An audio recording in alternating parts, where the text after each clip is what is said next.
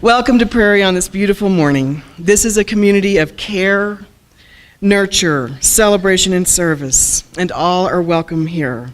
We have a whole faith community of all ages worshiping together, and our babies and toddlers are welcome to stay with us throughout the service or move back and forth to childcare, for we support all of our parents as they meet the needs of their children. During our service today, we will be experimenting with a coloring circle at the back of the sanctuary, which is already there, for children and young people or the young at heart, which you also can move back and forth to during the service. Today's, if you need to cry, you also can go back there. No, not quietly. Crying is a loud thing. So I want you to know that during our service today, there is going to be a movie clip from Inside Out, and also late in the service, I invite children to rejoin their families if they like, because we're going to be lighting candles together for hope and healing.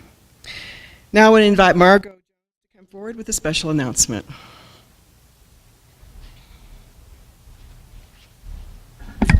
Thank you, Jan. This is very special.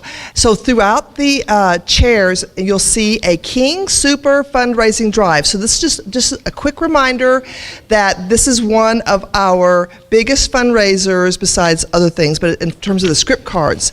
So what I'm doing is suggesting and would like everybody to buy a King Super card. It's $20, and we get 5%. If we reach $5,000 in sales in a month, we get an extra 5% from King Super. So we get 5% of what you spend, and another 5% if we reach a $5,000 spend per month. So you can reload the cards, your friends can use them, your family can use them, that you don't have to be a member of Prairie. So if you're here as a guest and you'd like to buy one, please come see me at the table, and at the bottom, yes, please order me a $20 King Super card and pay me today, and I'll order it for you and bring it to church next Sunday. So please buy a card today. And the instructions are on there. And our religious education assistant, Emily, has an announcement.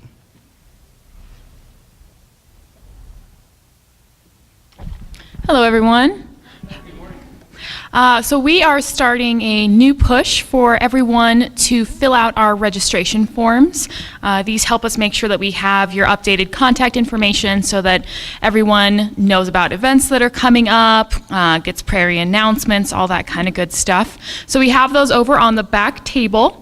If you've filled out one since August, you're good to go. You don't have to fill it out again. If you haven't, please grab one of those on your way out or come see me during fellowship hour. For all ages. Yes, everybody, which is something different. But I hope that you will help support our new staff, get to know you, and this is one way to do that. After today's service, I hope everyone will join us for a time of fellowship, which is in this cafeteria behind me, and it will be followed by our learning hour at 11:35. We will have 4 small groups for adults to choose from, and regular classes for lower and upper elementary, as well as our middle school group. Anyone may join one of our small groups. Carrie Beck will lead our pagan group and discuss rituals around death and dying. Jason Bazan will lead a Buddhist meditation group. Khalees Widener and Janet Stevens will lead the joy of movement for those who don't want to talk but want to move. And I will lead a group filled with talking on spiritual practices that we can develop for ourselves. We will announce where these will be held during fellowship, and the high school group is starting to meet now somewhere with Taylor. And they will be joined by Timothy Bishop after the service to talk about how to cope with mental wellness issues from depression to addiction.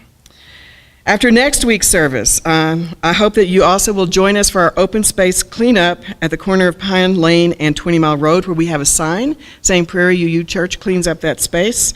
This has been going on for a couple of years, and attendance has kind of gone down. So I hope that you will think about wearing some good shoes with closed toes, that you will help pick up trash there, and know that we provide gloves and trash bags. And so it's a fun and intergenerational thing to do, and it's good to get the blood pressure going good.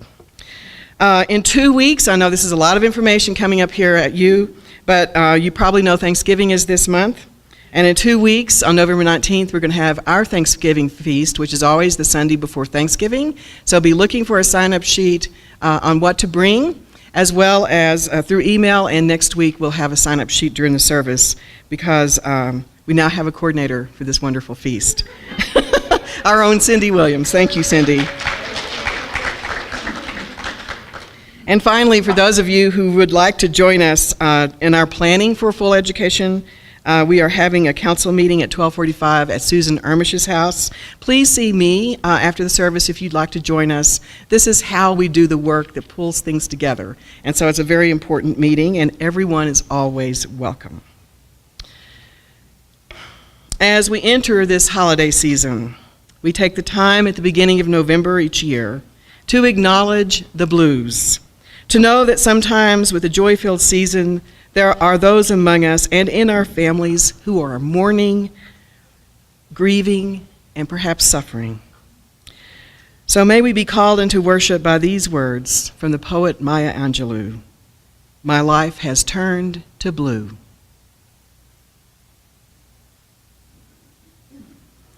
Our summer's gone. The golden days are through. The rosy dawns I used to wake with you have turned to gray. My life has turned to blue. The once green lawns glisten now with dew. Red robin's gone. Down to the south he flew.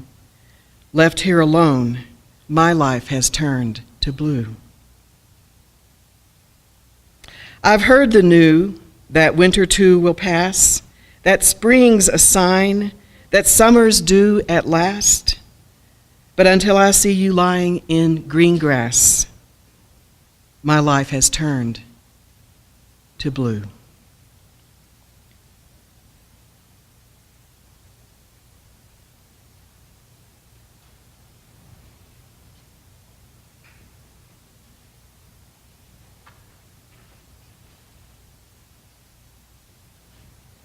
I light this chalice this morning as a symbol of our faith, a faith that searches for truth and right through reason and compassion, a faith that joins us in a covenant committed to care for one another, to care for our world and for our earth as we build this beautiful community of love, justice, and peace. I ask that you rise again in body or spirit and join with us in these words that we wrote together now 7 or 8 years ago. Bad with math, Jennifer. This is our covenant. Let us say these words in unison. We covenant to be a welcoming and loving community, offering each other fellowship, sanctuary, and a joyful spirit. We seek justice and peace in all our deeds and relationships, and we respect and honor both the individual and the collective search for sacred meaning and truth. We revere and celebrate the diversity of our earth and are guided by the spirit that connects all life as we reach out to offer our best to ourselves, our community, and our world.